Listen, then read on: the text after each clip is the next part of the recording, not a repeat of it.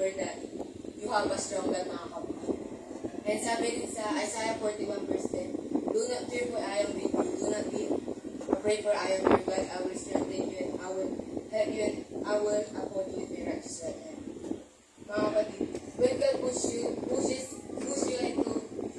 edge of difficulty, mga kapatid, you need to choose. Because two things can happen, mga kapatid. It's either God will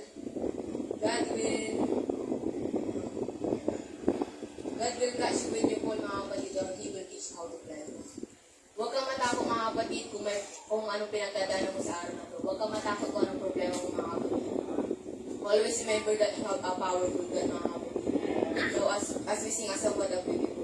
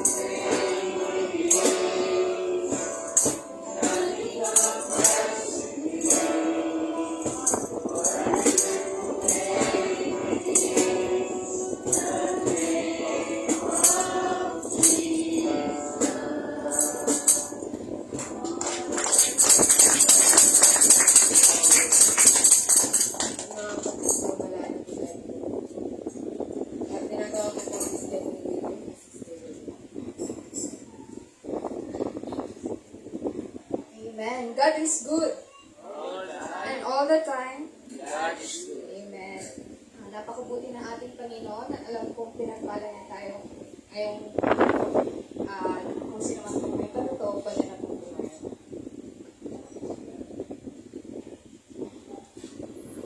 Nagpapasalamat sa Panginoon ko. Kagabi, parang may sinas si Scarlett. Pero, nag-pray ako na kung saan siya magkatabi. Dahil, naalala ko yung ipaglaban siya sa buwa ko. Nabubulan siya dito.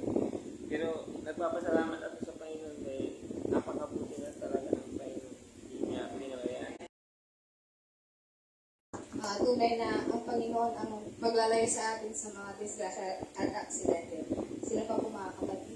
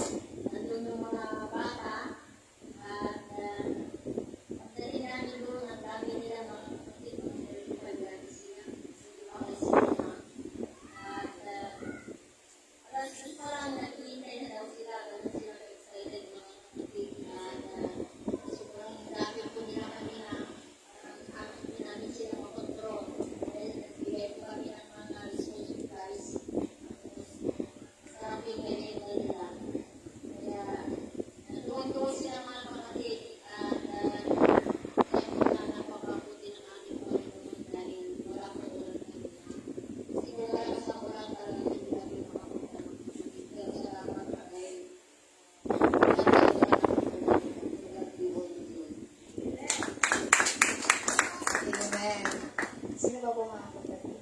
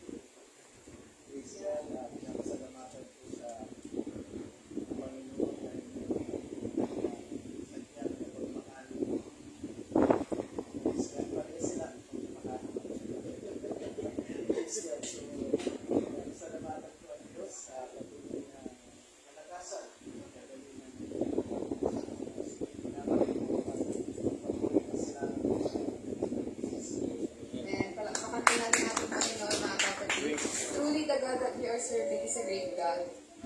Ako rin po, kukunin ko na rin po yung pagkakataon para magpasalamat sa ating Panginoon. Hindi po ako magaling maghilot. Nagpapasalamat ako sa Panginoon dahil sa blessings na nakakaloob niya sa akin, sa favor sa pag-aaral ko dahil second year na po ako sa law school. Nagpapasalamat ako sa patuloy na provisions niya sa expenses at sa pag-iingat niya sa akin araw-araw sa pagbiyahe ko papunta sa school. And sa patuloy rin yung pagpapala sa aming pamilya sa pag-blessing sa aming source of income. Minsan naalala ko yung pangarap lang namin ngayon. We are living those dreams, mga kapatid. So, nagpapasalamat ako sa ating Panginoon and binabalik ko po lahat sa ating Panginoon. To God be all the glory.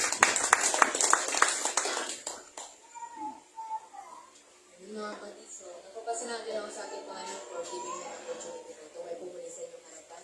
Sa ating message protection na subjects po na ginagawa din sa ating people. At malaya na po tayong tuloy mga kapatid at tinatawag ko po ang song leader ng Sister Shirley.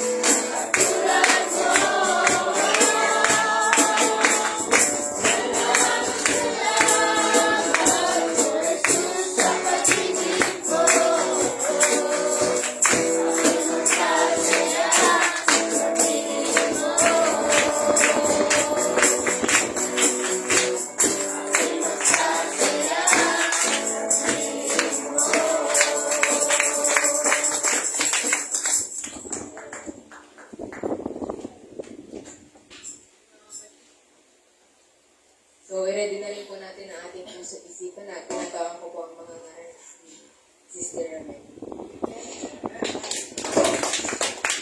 Amen. Palakpakan po muna natin ang ating Panginoon mga kapatid. Tunay na napakabuti ng ating Panginoon at nagpapasalamat din po ako mga kapatid dahil matagal din po akong hindi nakadalo sa kadahilan ng yung Brother Junior po na ilito tayo sa kapatid.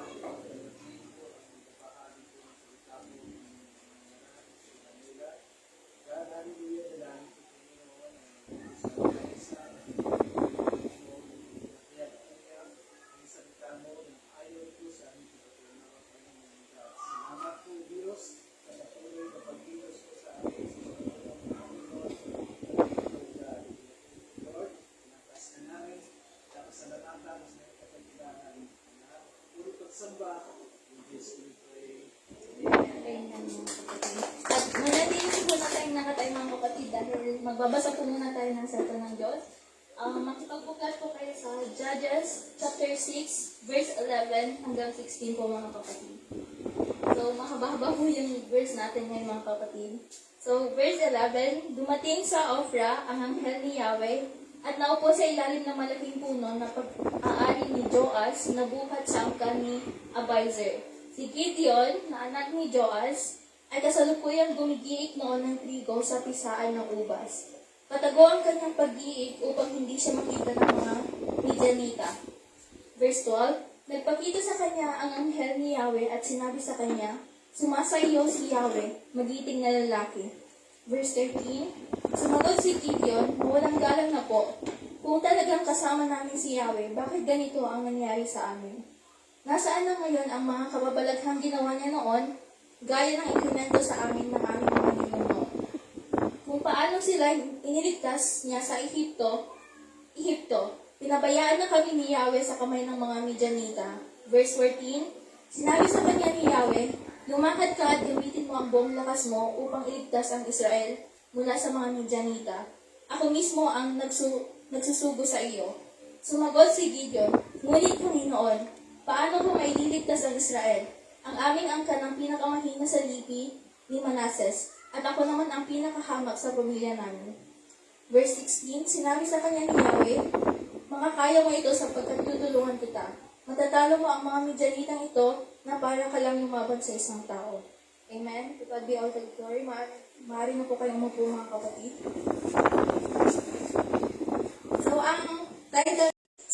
Yun ang problema natin mga Kristiyano mga kapatid. Hindi natin alam kung ano tayo sa POV ni Lord, sa POV ni God. Dahil minsan tumitingin tayo sa salamin mga kapatid. Lagi natin dinadaw yung sarili natin na hindi ako magaling kumanta.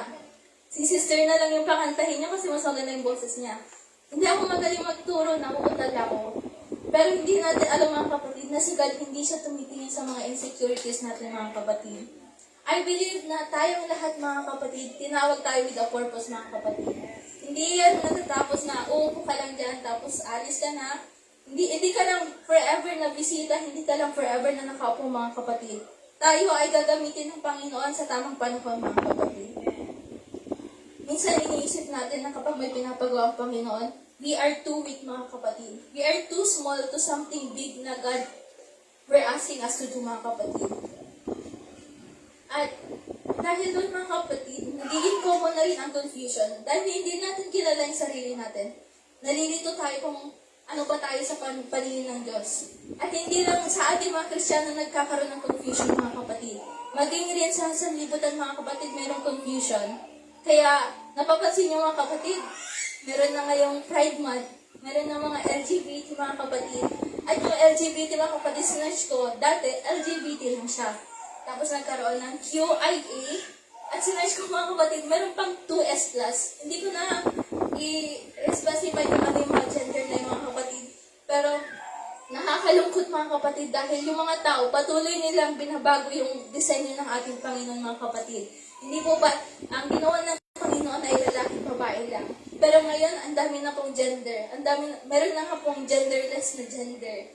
Sabi ng mundo, kung feeling mo babae ka, sige, go ka lang dyan. Kung feeling mo lalaki ka, go ka lang dyan. Patuloy natin binabago ang disenyo ng Panginoon. Ngunit hindi natin alam na kung patuloy natin binabago ang disenyo ng Panginoon, lahat ng promises niya, lahat ng plano niya sa atin ay hindi magmamanifest sa buhay natin mga kapatid. Dahil hindi yun ang will ng Panginoon. Tayo ay tinawag ng ating Panginoon, hindi dahil sa ating anyo, hindi dahil sa ating kakayahan. Tayo ay tinawag ng Panginoon sapagkat tayo ay kanyang likha mga kapatid. At tayo ay kanyang mga anak mga kapatid. At kung meron mang nakakilala sa ating mga kapatid, kung bumili ka ng Samsung at nasira, hindi mo siya pwede ipaayos sa tipo mga kapatid. Dahil hindi nila product yun, hindi nila alam kung paano yun ayusin. Kaya kung meron mga mali sa ating mga kapatid, dapat tayong lumapit sa Panginoon dahil siya ang mas nakakaalam sa ating mga kapatid. He knows every detail about you. Your strengths, your struggles, your past, at yung mga fears mo mga kapatid.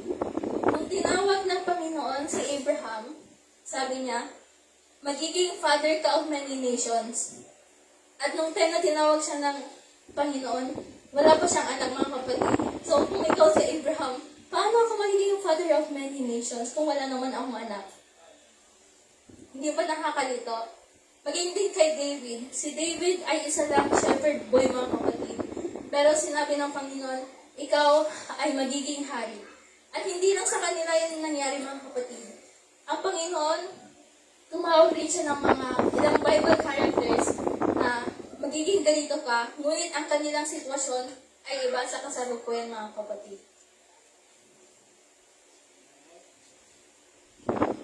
Marami sa atin na ganun ang pag-iisip, mga kapatid. Sa tingin natin, mamamatay na ako mahirap. Mamamatay na ako dito sa relihiyon na ito dahil dito ako lumaki. Ito yung pinagisnan ko nung bata ako, mga kapatid. But God is telling you na, I am with you, and you are what you say, and you are what I say you are. So, ganun yung sinasabi ng Panginoon. Hindi niya lang sinasabi na, o ikaw, Sister Rebecca, magiging lawyer ka. Pero bago niya sabihin yun, sasabihin niya, kasama kita. At sa proseso ng pagiging lawyer, sasamahan kita para maging lawyer ka. So, ganun yung pagpapakilala ng Panginoon. Hindi niya sinasabi, maging lawyer ka, bahala ka na dyan. Lagi niya sinasabi, kasama kita. So, God likes working with us. Gaya na lamang sa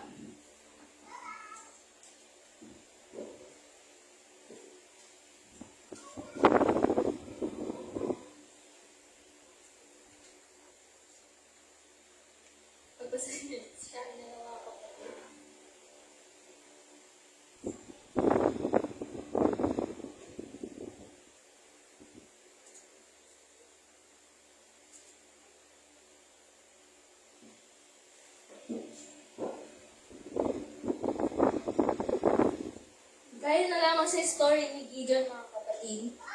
So, si Lord, nagpakilala din siya kay Gideon na sinabi niya, I am with you.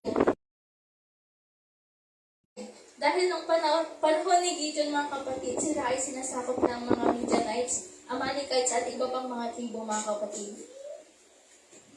So, according to Book of Judges, mga kapatid, nung panahon ni Gideon, yung Israel daw, nasa time siya ng mga pananakop, mga kapatid. So, 7 years silang pinapahirapan ng mga Midianites, mga kapatid. Dahil, nung panahon ngayon, laganap yung spiritual decline, mga kapatid. So, yung mga tao sa Israel, mga kapatid, patuloy silang tumatalikod sa Panginoon, patuloy silang nagkakasala, mga kapatid. Kaya ang ginawa ng Panginoon, hinayaan niyang masakop ang bansang Israel. Dahil, yun nga, mga kapatid, patuloy sila sa pagtalikod. At isipin natin, mga kapatid, yun din yung nangyayari sa atin, mga kapatid. Pag tayo ay lumalayo sa church, pag tayo ay nagbabackslide, hindi po ba ang kadalasang outcome nun, napapahamak tayo, nagkakasala tayo, mga kapatid. Tapos, kapag nagkasala tayo, bakit ganun si Lord? Hindi niya na ba ako love? Bakit niya ako pinapabayaan? Minsan yung mga masasamang nangyayari sa ating mga kapatid, yun ay bunga ng ating mga kagagawan din, mga kapatid. Kaya wala tayong karapatan na sisihin ang Panginoon, mga kapatid. Kaya kung naalala po natin yung parable of the lost sheep, mga kapatid, meron doon isang pastol, isang shepherd na mayroong 100 na sheep, mga kapatid. Kung saan iniwan niya yung 99 para sa isa, mga kapatid. At makikita natin doon na yung pastol na yun, si Lord, mas pinili niya yung isa kaysa sa 99, mga kapatid. Isipin mo, mas malaki yung mawawala sa kanya kung iniwan niya yung 99. Pero mas pinili niya pa rin yung isang, mga kapatid. Dahil alam niya yung 99, kaya nila yung sarili nila kapag inatake sila, mga kapatid. At tulad ng pag-ibig ng Diyos, mga kapatid, gagawin niya ang lahat upang maligtas ka lang, mga kapatid. Alam niya na may mapapahamak sa pamilya mo, kaya dinala ka niya dito, mga kapatid. Alam niya na mapapahamak ka, kaya dinala ka niya dito. May reason na nandito tayo lahat, mga kapatid. Kaya, hanggat sa maaari ginagawa ng Panginoon ang lahat para maibalik tayo sa Kanya, mga kapatid. No matter what the Israelites have done to the Lord, God still loves and cares for them. So He called Gideon, mga kapatid. Si Gideon ay nagtatanim sa isang lugar na tinatawag na wine press, isang yungib na ginagamit para itago ang mga trigo mula sa kalaban. Sapagkat nung oras nila mga kapatid, kapag inaatake sila ng Midianites, Amalekites, yung mga pananim nila ay palaging nasisira mga kapatid. Kaya sila ay nagtatago, pati na ang kanilang mga... At sinabi niya kay Gideon mga kapatid, "The Lord is with you, mighty warrior." So ano yung tinawag sa kanya mga kapatid? Mighty warrior. Isipin niyo si Gideon sa katawan ni Jonas. Dumating ang angel of the Lord, sabi niya, "Gideon, the Lord is with you, mighty warrior." So si Gideon nung oras na yung mga kapatid, hindi pa siya sundalo mga kapatid. Hindi siya warrior. At yung itsura niya, hindi pang warrior talaga. Hindi siya mukhang mighty warrior. But the Lord sees it in him mga kapatid. So after narinig ni Gideon yun, nagtaka si Gideon, But Lord, how can I save Israel? My clan is the weakest and I am the least in my family. So sabi niya, sa lahat ng mga clan doon sa kanila, yung clan nila yung pinakamahina at sa pamilya nila, siya yung pinakabata mga kapatid.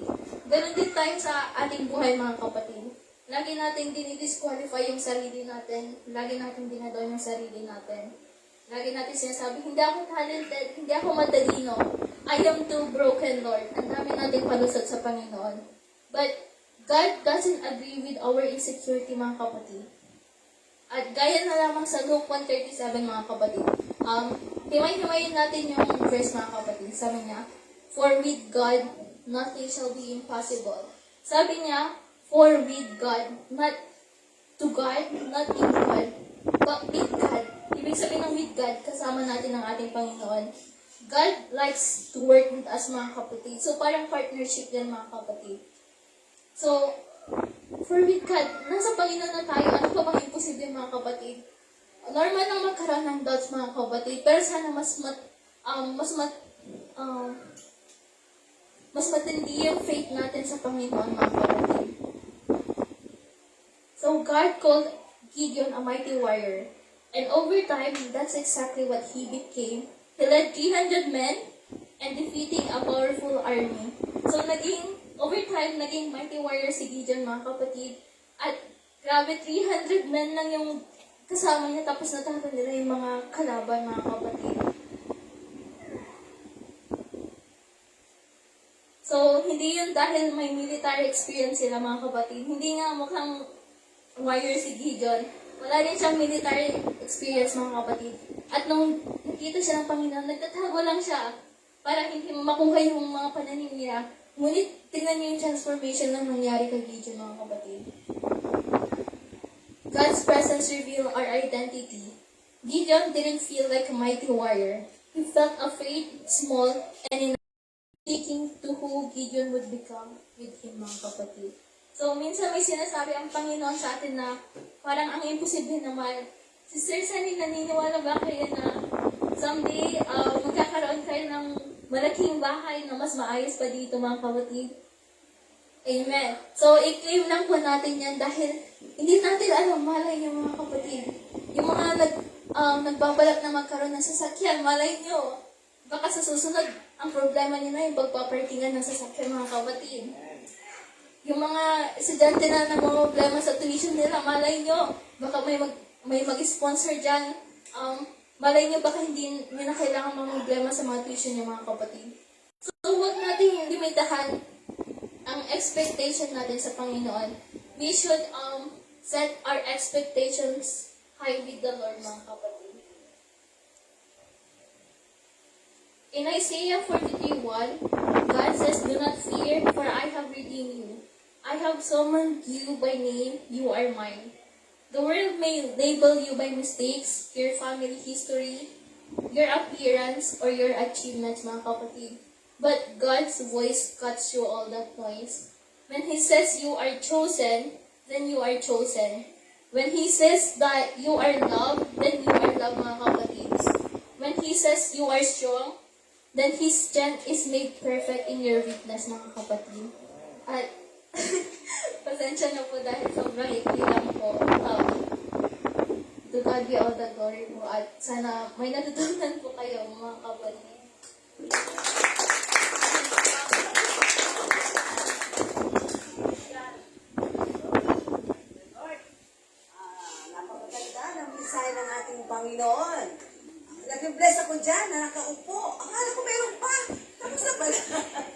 nagpapasalamat sa ating Panginoon, purihin ang Diyos dahil ang mga dati nating mga young people ay nag-improve. Amen.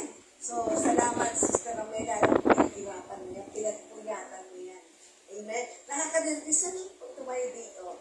So, pero alam niyo mga kapatid, habang ikaw ay nagtuturo, nakikita ko ang pagsisikap mo sa ating Panginoon. Hallelujah, nararamdamang presensya ng Diyos.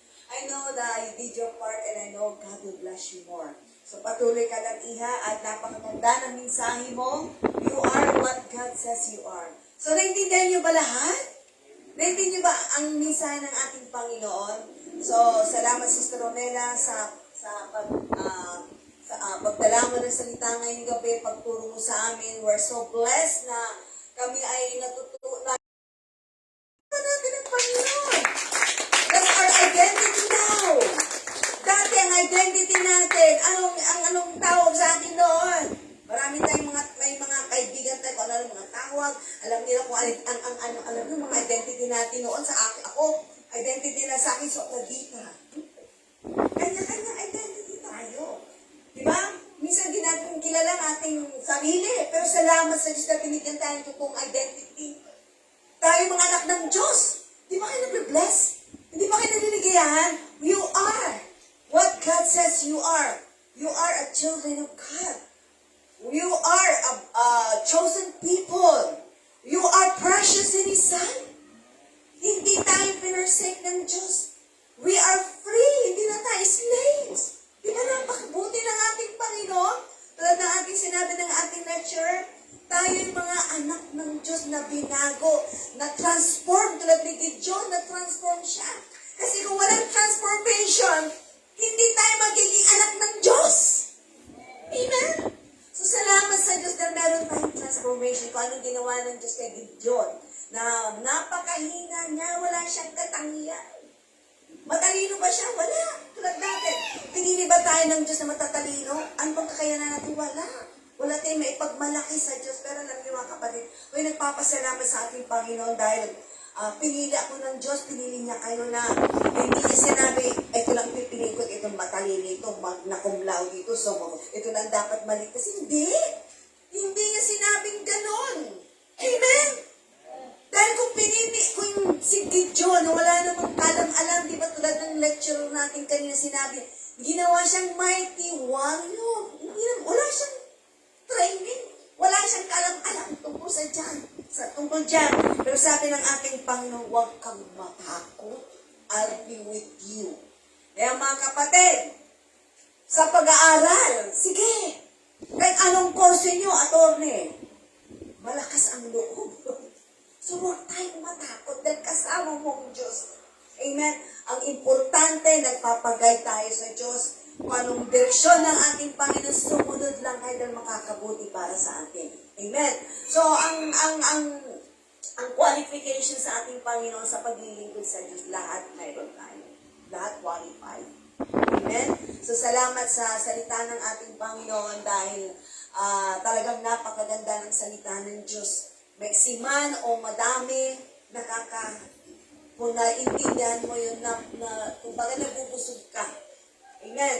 So, malinaw na malinaw kung gusto mo intindihin. Na walang confusion. Dahil pag confused ka at hindi ka nakikinig, sigurado confused ka. Pero kung ikaw ay nakikinig sa lecture ni Sister Romela kanina, talaga napakalinaw. Napakalinaw na tayo ay mga anak ng Diyos. Malinaw mo ba? Kaya ipagmalaki nyo yan. Binigyan ka ng authority na tawagin ng Diyos na mga anak niya tayo. Kaya use that authority. Huwag kayong matakot sa mga susunod, yung mga tulad dito, itong year na ito, yung mga gagawin natin. Hopefully, God willing, sa pagtapos ng taon na ito, maraming makakagraduate, maraming mag-excel, maraming sa mga magtuturo dito, lalo pang mag-i-improve. And I'm so glad na Brother Jonas, para siyang pastor na maliit. So at least nawawala yung nervous mo, anak. Dati-dati, medyo gumagano'n ka eh. Ngayon, nakakapag-diretso ka na ng salita. Ibig sabihin lang, nag-i-improve. Basta magpagamit lang kayo, pati rin si anak, ikaw din. Nakakatayo ka na dito. So, ako'y nagpapasaalan niyo, nabibless ako tuwing Bible study natin. Dahil nagagamit ang mga anak natin, mga young people natin. Dahil kayo ang backbone ng church, kayo nang susunod. Kami, dyan na lang. Kasi siyempre tapos na yung panahon namin eh. Kayo nang susunod. Kayo mga Brother Chris, kayo mga lahat dyan, makinig kayo mabuti.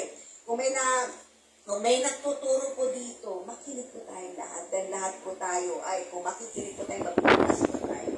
Habang nakikinig ako dyan, totoo sister, I'm so blessed. Dahil ang salita ng Diyos, maiintindihan mo yan kung nakikinig ka. At nabibless ako dahil nadadagdagan din ang kalaman ko. Kailangan ko rin kumain. Hindi yung ako lang nagpapakain sa inyo. Kailangan ko rin kumain muna sa inyo kasi may mga minsaya ng Diyos na kailangan ko din. Iba yung kaalaman ko sa kaalaman ninyo. Hindi tayo pare-pareho. We're unique. Meron kang alam, Brother Christian, hindi ko alam. Tulad nung nagturo ko na minsan, ang ganda ng pag-present mo. Dahil may mga ano pa siya. So, I'm so happy dahil lahat po tayo nag-i-improve to God be all the glory. Shall we stand? Pakala natin ang Panginoon. God. So, let's try our best na ang Bible study po natin, sikapin po natin na lahat po tayo kung makarating, maka-attend dahil ang Bible study na ito, meron pong pagpapala. Mayroon na mayroon. Amen. At lalo na sa nagpapagamit, marami pong pagpapala po sa inyo. Praise God. So bago tayo magtapos, kantahan po natin ang ating Panginoon. You deserve the glory.